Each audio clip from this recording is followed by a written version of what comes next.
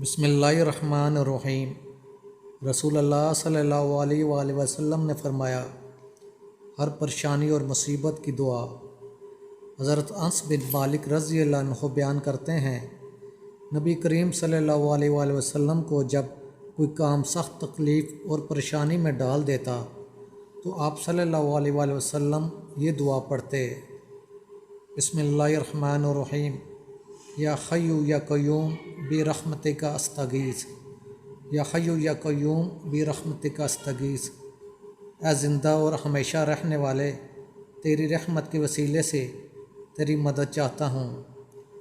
دوستو، سنن ترمذی کی یہ روایت ہے، اس کو اپنے دوستوں میں بھی شیئر کریں اور ساتھ ساتھ چینل کو سبسکرائب کر دیں، ساتھ ہی لگے بیل کے بٹن کو بھی دبا دیں تاکہ ہر آنے والی نئی ویڈیو کا آپ کو پتہ چل سکے۔